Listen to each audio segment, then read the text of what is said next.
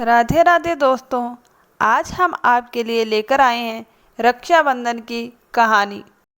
भाई बहन के पवित्र रक्षाबंधन से जुड़ी एक ऐसी कहानी जो न सिर्फ रिश्तों का महत्व बताती है बल्कि यह भी दर्शाती है कि सच्ची भक्ति कभी व्यर्थ नहीं जाती।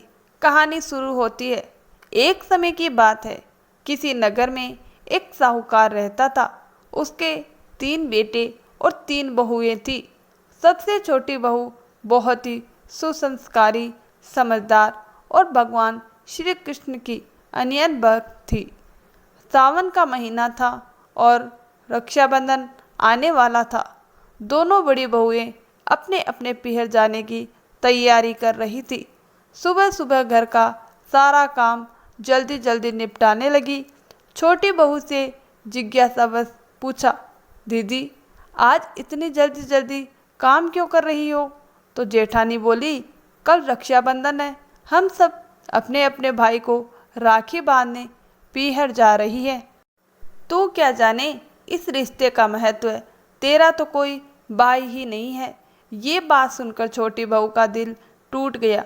वह चुपचाप भगवान श्री कृष्ण की मूर्ति के सामने खड़ी हो गई और आंसुओं में डूबकर बोली, हे प्रभु, अगर मेरा भी कोई भाई होता तो आज मैं भी रक्षाबंधन मना पाती। अगले दिन सुबह एक युवक दरवाजे पर आया और बोला, मैं इसके दूर के रिश्ते का भाई हूँ और इसे राखी के त्योहार पर अपने साथ ले जाने आया हूँ। साहूकार के बेटे को पहले तो आश्चर्य हुआ, लेकिन समझाने पर वह मान गया।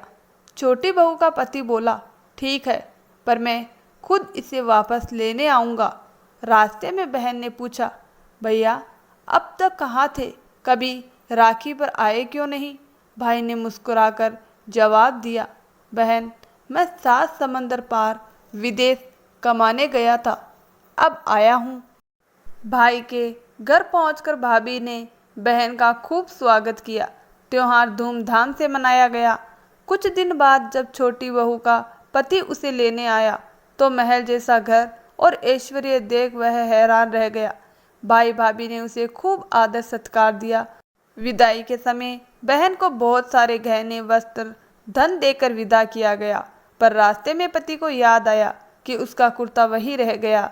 वह बोला, चलो वापस चलते हैं, तो मेरा प्रिय कुर्ता था।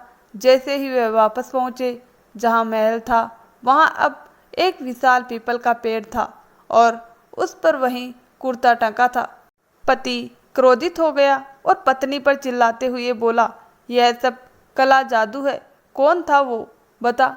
छोटी बहू रो पड़ी और तभी तेज प्रकाश हुआ और भगवान श्री कृष्ण स्वयं प्रकट हुए। वे बोले, यह मेरी बहन है, हर रक्षाबंधन पर यह मुझे राखी बांधती है।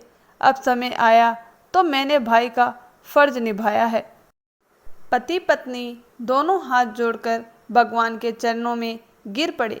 रक्षाबंधन का यह अद्भुत चमत्कार आज भी सिखाया जाता है कि रक्षा का बंधन केवल रक्त का रिश्ता नहीं, बल्कि आस्था, प्रेम और विश्वास का प्रतीक भी हो सकता है।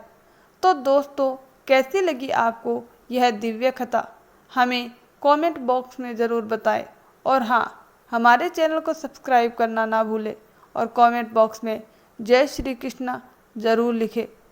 कहानी को पूरा सुनने के लिए धन्यवाद दोस्तों।